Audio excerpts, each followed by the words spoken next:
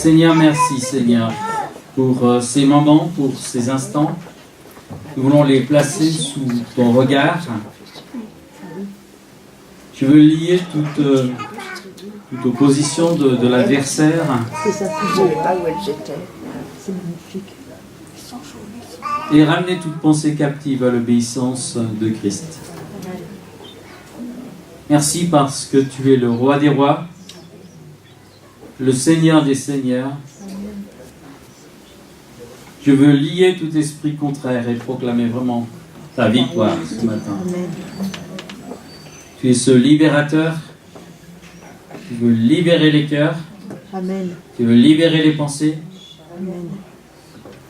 Et tu vas agir par la puissance de ton esprit. Amen. Amen. Amen. Je m'excuse, je n'ai pas l'habitude de me servir d'un ordinateur, je préfère avoir mes notes. Mais j'ai une panne ce matin et l'imprimante ne voulait pas marcher, donc je vais un petit peu aller sur les deux. Pour voyager longtemps sans se fatiguer, il faut voyager léger. Ce propos ne vient pas de moi, mais je trouve qu'il est une bonne introduction. Car le chemin de la vie est long. Et il vaut mieux pas se charger de fardeaux inutiles. Une vieille histoire que j'aime peut-être répéter. Je suis un peu des fois redondant avec l'âge. Elle va illustrer mon propos ce matin. Un paysan quitte son village avec son chariot et son cheval pour aller au marché dans la ville.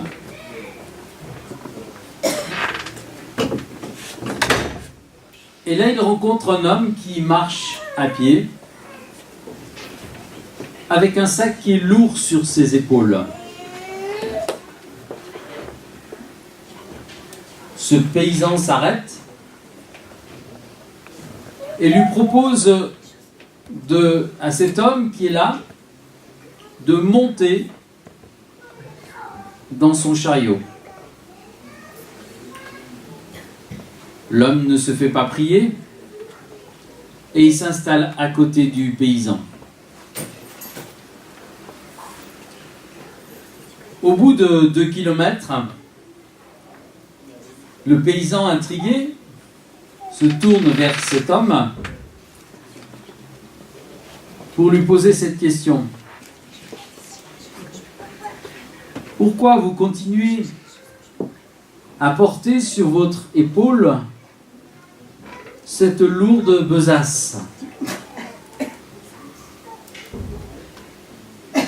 Cet homme n'avait pas réfléchi un seul instant qu'il pouvait soulager son épaule comme il soulageait ses pieds en montant dans le chariot du paysan.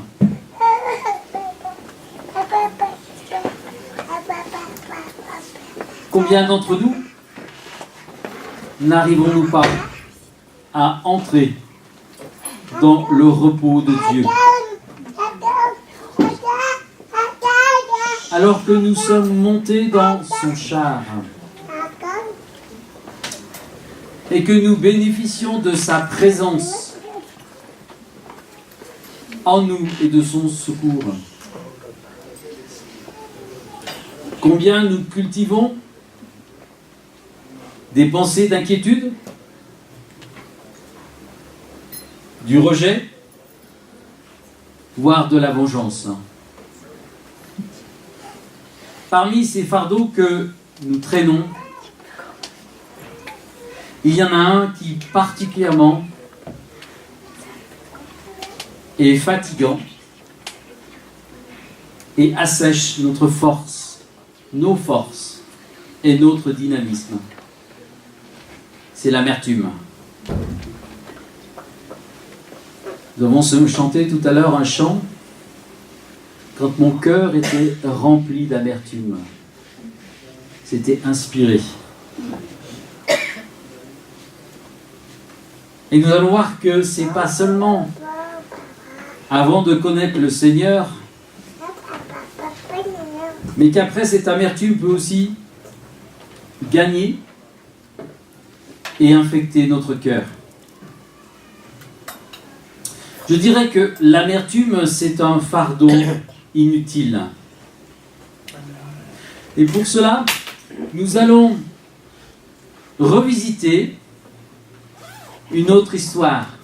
Quand on prend un peu d'âge, on aime bien des fois les histoires. Qui se trouve au début du livre de Ruth, dans l'Ancien Testament. Alors ceux qui sont choqués par la prononciation, on peut dire aussi Ruth. Moi j'aime beaucoup le prononcer Ruth, parce que j'ai pas de pensée mauvaise à ce niveau-là. Mais j'avais une collègue qui était allemande, et je la taquinais et chaque fois elle me disait non pas Ruth, mais Ruth. Après j'ai arrêté de la taquiner.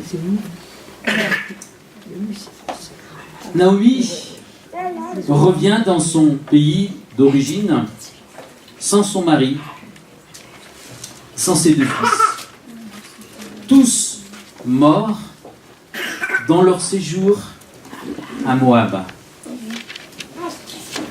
Quand elle est partie, quelques années auparavant, d'Israël, on l'appelait Naomi, qui veut dire douceur, beauté. Vous savez que dans les langues orientales, beaucoup de noms ont une signification. En Afrique aussi, on donne des noms aux enfants. D'ailleurs, il y a en Israël des significations. Cette femme était appelée douceur, beauté. Et là, elle revient de ce pays de Moab. Elle est méconnaissable. Elle est abattue. C'est une femme brisée. Partis sous la pression de la famine, ils décidèrent de migrer dans le pays voisin, le pays de Moab, ce qui ne leur réussit pas. Parfois, chrétiens, nous vivons une certaine famine spirituelle, soit dans notre vie, soit dans l'église. Les choses n'étaient plus comme elles étaient auparavant. Et nous décidons de quitter l'église et d'aller brouter ailleurs.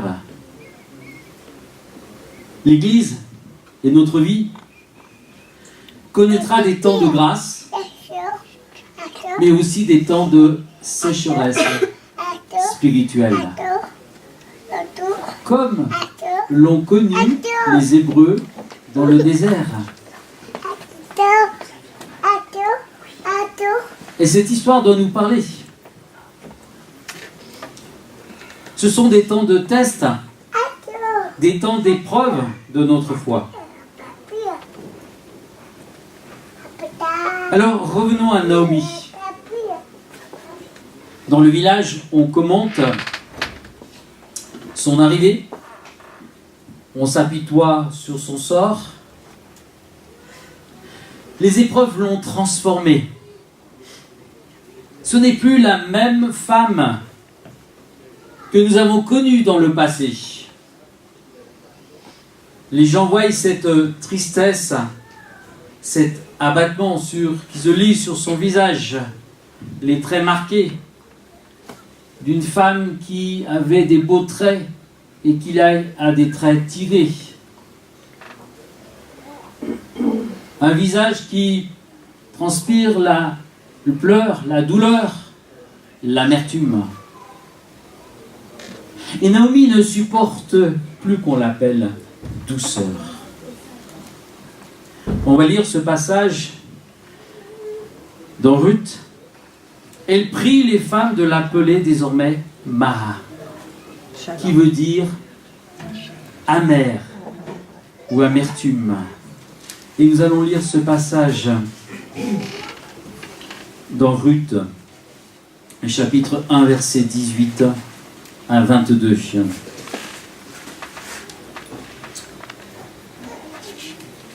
Naomi, la voyant décidée à aller avec elle, cessa ses instances. Elle parlait à sa belle-fille Ruth.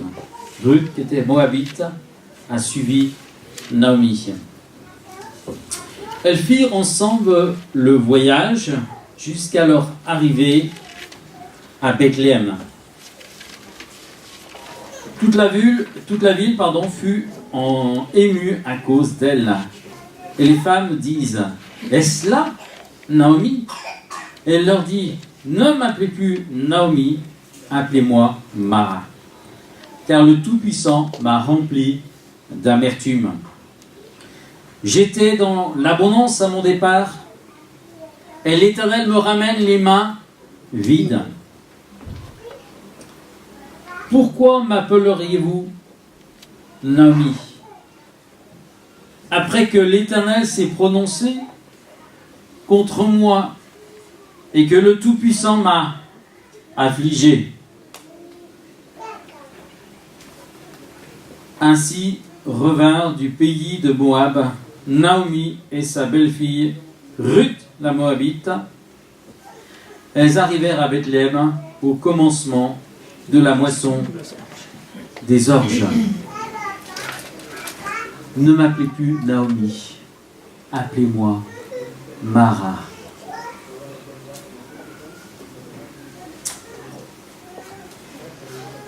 L'amertume, c'est un poison. Naomi rejette sur Dieu la responsabilité de ses malheurs. Et son cœur déborde d'amertume. Pourtant, la famille a quitté la terre d'Israël, la terre des promesses, devant les difficultés, pour rechercher la survie, voire la prospérité matérielle. En soi, cela peut paraître légitime. Mais si on applique cela spirituellement, c'est risqué de sortir de notre position spirituelle pour rechercher un certain bonheur et une certaine prospérité. À un moment donné, Abraham lui-même est parti en Égypte et il a eu quelques déboires. Vous pourrez relire ça au début, dans la Genèse. Une belle image. On s'expose en quittant cette couverture spirituelle. L'apôtre Paul, dans les Hébreux, rappelle aux chrétiens: n'abandonnez pas votre assemblée comme c'est le cas de certains. Parce que la communion fraternelle apporte le soutien nécessaire et utile parfois à notre survie. J'ai connu des temps de désert assez longs, par amertume, ayant été mise à l'écart des responsabilités. Et je peux vous dire de façon très violente, il y a quelques années de ça, il y a facilement 20 ou 30 ans, plus de 30 ans même. Et Dieu les a utilisés pour changer ma vie. Mais jamais j'ai quitté l'église locale, même si j'avais pris des distances. Et cela m'a gardé, je peux vous le dire, de beaucoup de tentations et de dérives. Combien d'injustice, d'accidents de la vie ont transformé certaines personnes en un puits d'eau amère. On a connu ces personnes joyeuses. Elles étaient remplies d'ambition. Elles étaient pleines de fraîcheur et de gentillesse. Quelques années plus tard, on les trouve desséchés. Leur visage a changé. Des plis d'amertume se sont creusés autour de la bouche. Des rides sont venues. Quel poison que l'amertume. Et je m'adresse à vous qui, comme Naomi, êtes peut-être bien partis dans la vie, peut-être dans le mariage, ou dans la vie spirituelle. Mais ce matin, vous avez l'impression d'être et d'avoir les mains vides. C'est peut-être un divorce, c'est peut-être le décès d'un conjoint, c'est peut-être un échec, qu'il soit scolaire ou professionnel. C'est peut-être des décisions prises dont on paye amèrement le prix. Ce sont peut-être des injustices au travail, un licenciement, du racisme, une maladie, un accident qui a tout détruit et tout mis par terre. Vos projets, votre vie. Et l'injustice est là. L'humiliation, vous l'avez vécue. Les désillusions pèsent sur votre cœur. Et les déceptions, elles sont comme un poison qui se distille lentement dans le cœur avec des relents amers. Qui ne connaît pas cela? Même s'il ne vit pas ces choses aussi fortes que j'ai énumérées tout à l'heure. L'amertume détruit tout. Notre santé, nos relations, notre avenir. Elle détruit les familles. Elle détruit les églises. Et même des guerres ont été déclenchées à cause d'elle. L'amertume nous empêche d'entrer pleinement dans les plans de Dieu. Et comme je l'ai dit tout à l'heure, ça commence par un sentiment d'injustice, une humiliation, une offense non pardonnée, que tranquillement Satan va utiliser, telle une araignée qui va tisser sa toile dans notre cœur pour nous empoisonner. C'est un ferment de mort que le diable nous inocule. Et souvent, ça démarre des fois par l'offense. Je réinsiste là-dessus. Nous connaissons bien la prière du Seigneur qui dit: Père, pardonne-leur leurs offenses comme nous pardonnons à ceux qui nous ont offensés. Et là-dessus, nous devons prendre des victoires, et nous allons le voir après. L'amertume nous prive de la grâce de Dieu. Et aussi, ce qui est plus grave, c'est qu'elle va infecter les autres. Dans le livre des Hébreux, chapitre 12, verset 15, cette exhortation est donnée: veille à ce que nul ne se prive de la grâce de Dieu, à ce qu'aucune racine d'amertume poussant des rejetons ne produisent du trouble et que plusieurs n'en soient infectés. Hébreux 12, 15.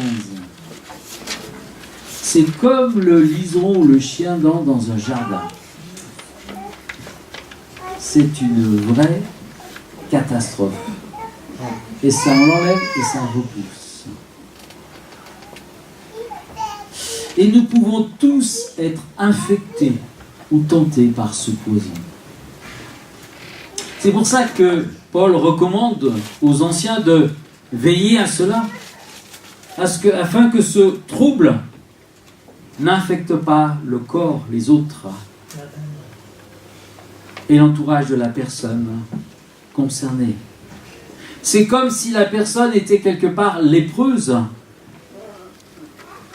Aujourd'hui, on parle beaucoup de la... Moi, j'ai travaillé à Madagascar dans une léproserie, j'ai fait un mémoire sur la lèpre, mais c'est aussi comme la grippe. C'est pas, mais des fois, on se la communique comme ça, simplement en serrant la main, dans la bise aussi. Et ça circule comme ça. C'est insidieux. Et je crois qu'il nous faut veiller.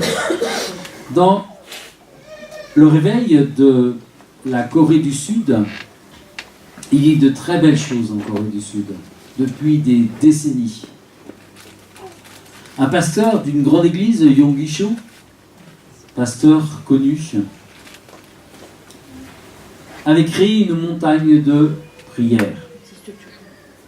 Un lieu où les chrétiens allaient librement chercher la présence de Dieu et passer du temps dans le jeûne.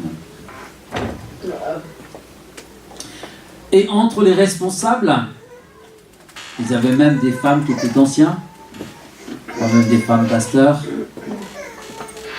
Mais en tout cas, peu importe quel que soit, si c'était des hommes, des femmes, mais ils avaient en tout cas pris cette disposition, cet engagement.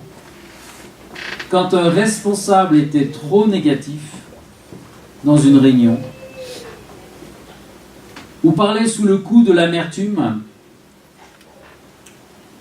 on stoppait ses paroles et on l'invitait à aller rejoindre cette montagne de prière pour s'affranchir de cette pression.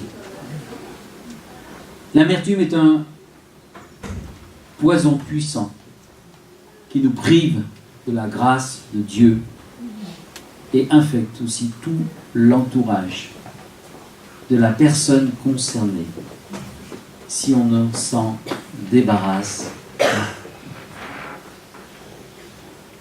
Regardez dans l'Ancien Testament comment les Hébreux se sont rebellés contre Moïse, contre Aaron, parce qu'ils cultivaient de l'amertume dans leur cœur. Et toute cette génération, c'est la jeune génération qui est rentrée dans Canaan, et toute l'ancienne génération, ils sont morts dans le désert. Ça devrait nous parler et nous faire réfléchir. Alors, quelle est la solution? Il faut d'abord se repentir. Si vous avez de l'amertume dans le cœur, il n'y a qu'une seule solution pour s'en sortir. C'est d'abord être conscient que cette amertume est là, elle est bien présente dans votre cœur. Et puis ensuite, il faut se repentir, c'est-à-dire reconnaître son état et demander pardon à Dieu pour cela. Vous allez penser et dire, mais c'est un peu fort. C'est moi qui suis la victime. C'est moi qui ai souffert. J'ai vu des fois des gens qui avaient été blessés par un père, une mère, une femme qui a été blessée par son mari qui l'a trompée, pleurer et de dire mais jamais je pourrais lui pardonner. Il y avait tellement d'amertume, tellement de douleur. Et pourtant, il fallait qu'elle passe. par cette repentance et ce pardon. Se repentir, c'est quoi? C'est changer d'attitude.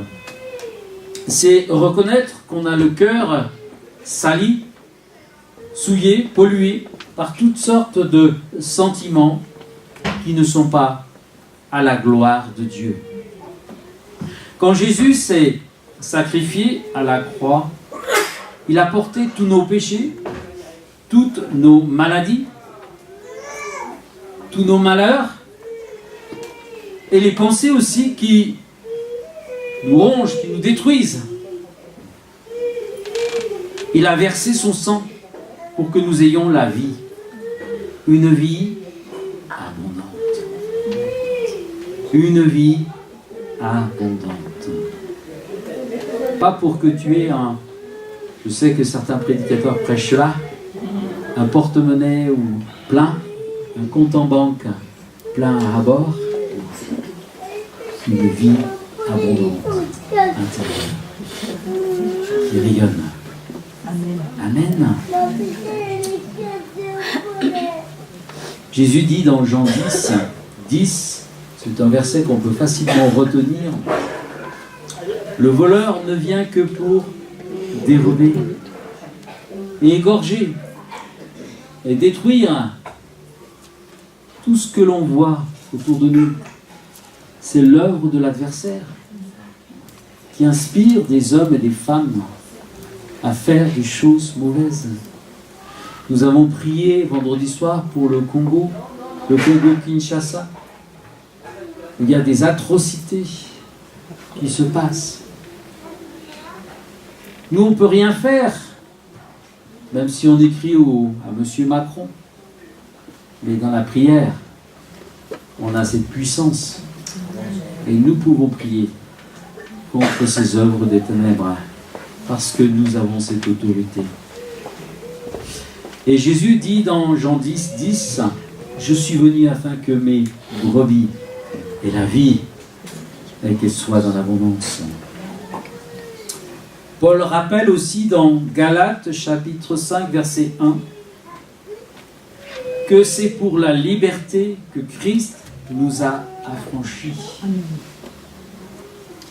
Demeurez ferme et ne vous laissez pas mettre de nouveau sous la pression et le joug de l'esclavage. Il parlait du problème, des fois de la tradition qui venait, qui revenait avec force et qui quelque part remettait ces Juifs qui avaient été touchés par le message de Christ, qui avaient découvert ce Messie et qui avaient tendance à retomber dans la tradition. Mais je crois aussi qu'on peut très bien l'appliquer avec l'amertume. Demeurez ferme et ne vous laissez pas avoir et mettre de nouveau sous la pression de l'amertume et le joug de l'esclavage, comme on l'a chanté tout à l'heure, quand mon cœur était rempli d'amertume, et quand ton cœur, mon frère, ma sœur, est encore aujourd'hui rempli d'amertume, tu dois revenir au pied de Jésus. Et c'est mon 5e point, déposez vos amertumes au pied de Jésus. Ce matin, ce n'est pas un message qui est, je dirais, au niveau théologique, d'un haut niveau. Mais ce sont des choses simples. Mais des choses, parce que nous ne les pratiquons pas, nous avons des fois des difficultés dans l'Église. Et nous avons, quelque part, alors que nous étions sur une bonne lancée, nous sommes comme arrêtés. Ou dans notre vie personnelle. Et je crois qu'il faut revenir à la simplicité et aussi à la profondeur de cette parole. Et qu'elle ne reste pas une parole intellectuelle, mais une parole vécue en profondeur dans notre cœur.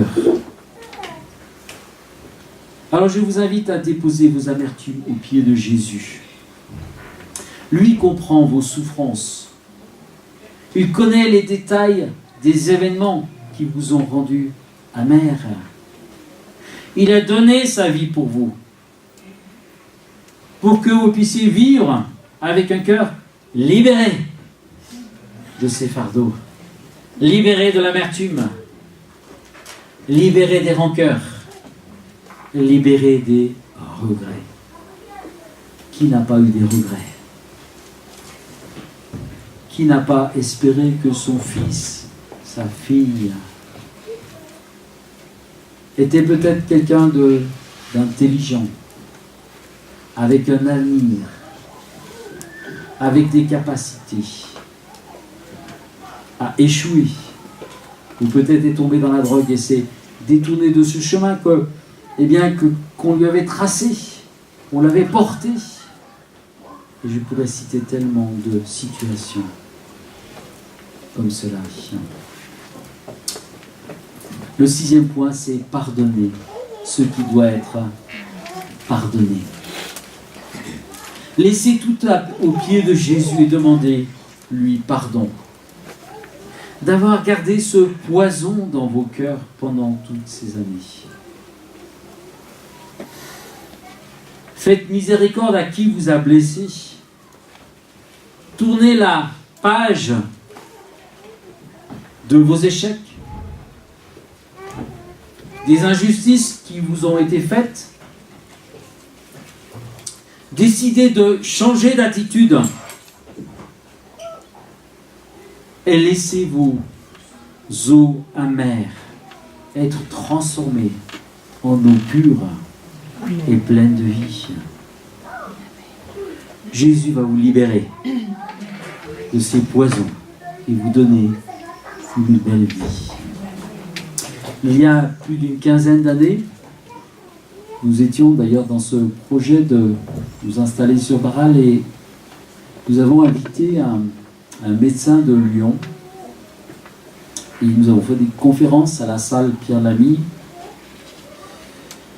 et il a passé une vidéo sur un couple de chrétiens canadiens qui avaient perdu leur fille. Cette jeune fille avait été violée et abattue sauvagement avec son fiancé. Ils ont même été jetés d'un pont. C'était une grosse affaire qui s'était passée au Canada. Aussi forte que l'affaire Villemain dont on entend encore parler aujourd'hui. Et ce qui était intéressant, parce qu'il y avait 2 familles concernées, c'est que les parents de cette fille avaient fait un chemin dans leur cœur. Ce chemin qui était douloureux, mais ils ont réussi à quitter le terrain de l'amertume pour pardonner. Et ils ont même accueilli un week-end un de ceux qui a participé à cela. Quand on voit cela, on en reste là, je dirais baba. On se dit, est-ce que je serais capable de faire la même chose? Leur cœur était bien sûr très meurtri, mais ils ont trouvé la consolation auprès de Jésus. Parce qu'ils ont décidé de changer de comportement, de conduite, et de ne plus laisser l'amertume, la haine, démolir leur vie, leur cœur. Et ils l'ont porté aux pieds de Jésus. Amen. Une page doit se tourner ce matin dans ta vie. Si cette amertume pèse encore sur ton cœur, ou si des choses reviennent comme des relents comme cela, même des fois pour des peccadilles, parce que c'est là où le diable nous touche et nous arrête. Souvent on dit, oh, on ne m'a pas compris, on m'a rejeté, on m'a mis à l'écart. Mais qui est celui qui t'élève? C'est le Seigneur.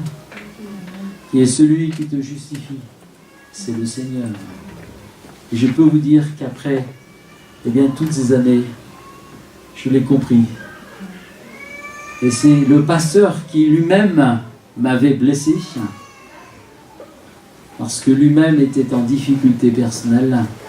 C'est lui qui m'a appelé, et c'est lui qui m'a défendu, et qui a choisi que je sois à l'époque ancien dans l'Église. C'est Dieu qui élève. Amen. C'est Dieu qui lève. C'est pas l'affaire des hommes, mais c'est Dieu. Et il a son contrôle sur toutes choses. Amen. Amen. Amen. Combien c'est important. Déposez vos amertumes aux pieds de Jésus. Amen. Et je terminerai par ce point. Une moisson de bénédiction à récolter. Vous savez, on croit aujourd'hui dans nos églises qu'on est béni quand tout va bien, quand la louange est bonne, quand l'onction est présente dans l'église, quand on a la pêche,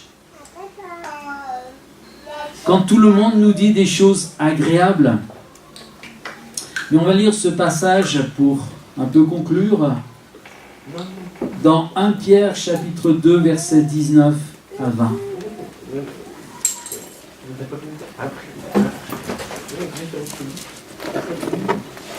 Si vous voulez le prendre avec moi. 1 Pierre 2, 19 à 20. Il est dit, c'est une grâce que de supporter des afflictions par motif de conscience envers Dieu quand on souffre injustement. En effet, quelle gloire y a-t-il à supporter de mauvais traitements pour avoir commis des fautes? Mais si vous supportez la souffrance lorsque vous faites ce qui est bien, c'est une grâce devant Dieu.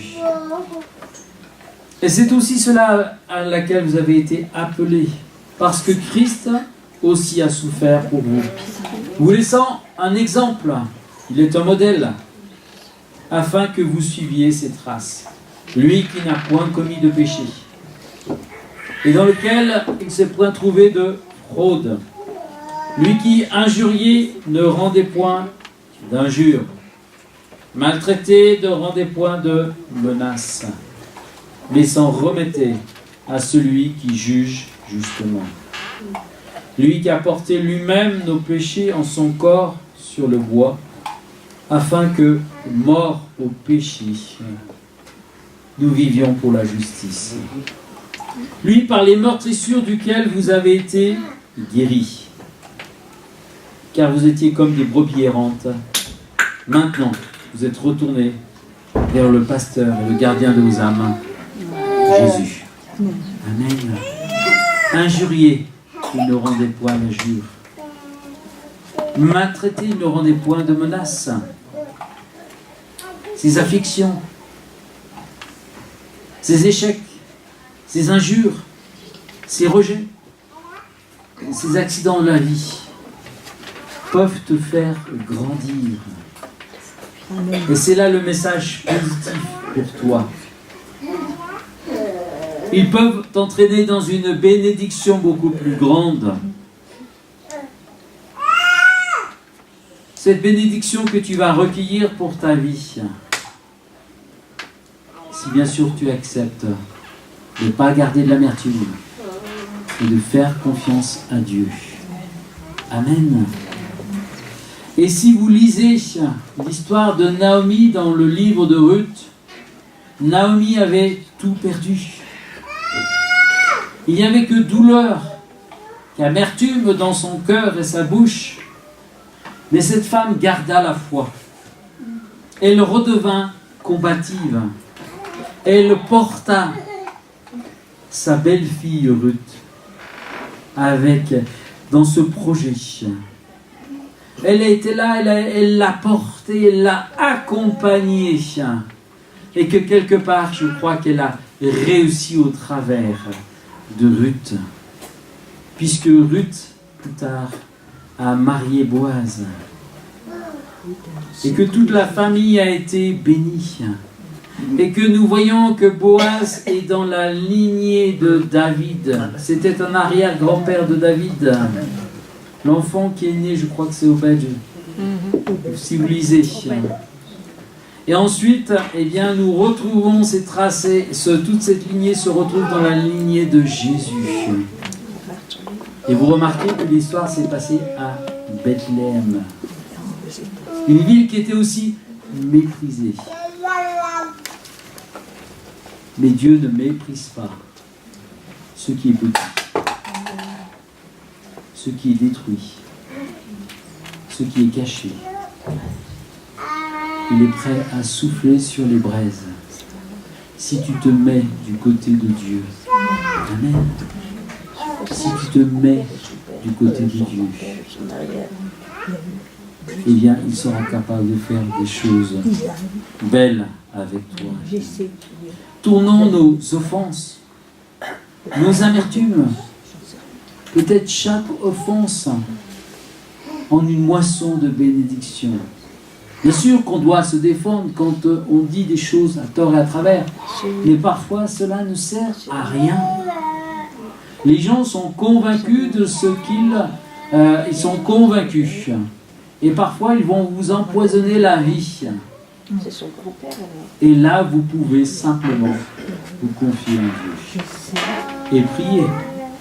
Et ne pas laisser l'amertume gagner votre cœur. Et ces amertumes, parce que vous vous placez du bon côté de Dieu, dans l'alignement de sa parole,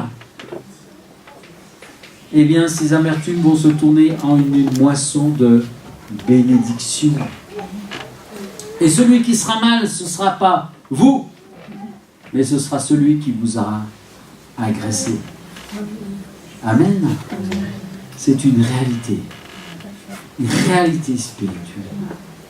Et même des grands hommes de Dieu, des fois tombent, chutent, parce qu'ils ont laissé de l'amertume entrer dans leur cœur. Et si nous prenons des victoires en ce moment, nous allons vivre de grandes bénédictions dans nos vies et aussi dans l'Église, si nous veillons les uns les autres à ne pas nous laisser infecter par l'amertume. Tu es amer, mon frère, ma soeur? On va prier ensemble. Je comprends.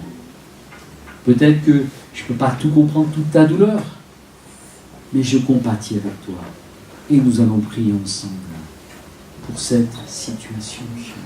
Je n'ai pas vécu, et mon épouse, une fois, a reçu une dame qui avait perdu sa fille aussi sur la région, qui a été sauvagement tuée. Et nous avons reçu cette personne. Elle est dans la douleur, dans l'amertume. Le chemin va être difficile. Mais nous pouvons l'accueillir, l'aimer, ne pas la juger, prier avec elle, ou prier pour elle, lui dire quelques mots de consolation. C'est notre rôle. Amen. Et nous avons, eh bien, cette autorité dans le nom de Jésus, et prendre la victoire sur toutes nos amertumes pour les changer en une moisson de bénédiction. Amen. Apprenons à faire confiance à Jésus. Dans la prière, adressons-lui ses amertumes. Amen. Et il va s'en occuper. On va se lever, on va peut-être prier avant de chanter un dernier chant. J'ai été un petit peu long, mais j'ai voulu aussi un petit peu parler peut-être plus lentement.